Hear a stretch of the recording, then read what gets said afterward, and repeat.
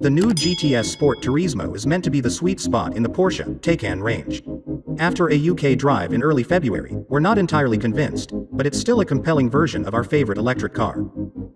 Sport Turismo is sort of a station wagon variant of the Porsche Taycan Saloon, with the more practical, blockier back end and wide-opening tailgate of the Taycan Cross Turismo, foregoing that car's additional ride height and rugged plastic ancillaries.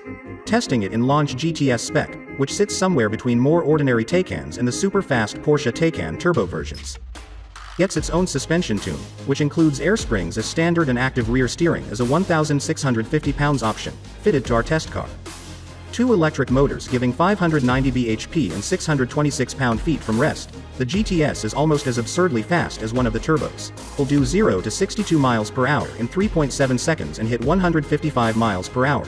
A top speed it needs for the fast motorways in its home country, and aided by a 2-speed rear axle that keeps the motors in a band that can push it that fast.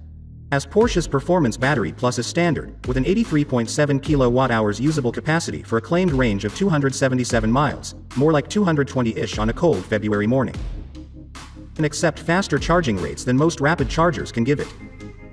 Side, things are very much Taycan, the twist being that much of it is decked out with race text, a suede-like microfiber not made by Alcantara on the steering wheel and roof lining, but it's particularly helpful by giving somewhere grippy to support your hand while you prod at the overburdened touchscreen.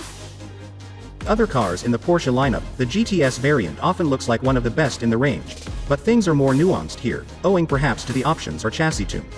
Mostly it's great, it feels entirely connected to the road but with a better ride quality than anything on 21 inches alloys has a given right to. You can see the wings. For a big car it's relatively easy to place, and it's indecently rapid and responsive. What's best about the Taycan is that it feels like a Porsche.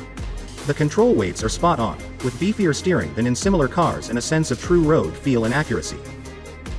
Whether it's the tune or the options, on the sort of terrible roads that we have in Britain, with dodgy cambers meeting complex corner diameters and with tree roots slapping into one side, it doesn't always quite keep up. You can sense the rear steer helping it turn, but not always quite as you want. Pop the suspension into a lower, stiffer mode and it's better but less compliant. It's really minor stuff and only noticeable every once in a while on a bad road, but my notes don't suggest that I noticed similar on the slower, rear-driven Taycan that I drove this time last year, a car that did without the active rear steer. Regardless, this is a compelling version of the world's best EV, albeit, as with any Taycan, at a price. The basic is $131,500, and it's a bit rum to be charged $263 more for a public charger cable or the same again for power folding door mirrors, and it's quite easy to end up with this $164,000 car. At a push, we would still prefer the 80 kilograms lighter rear-driven car, too, but the general Taycan appeal is as strong here as ever.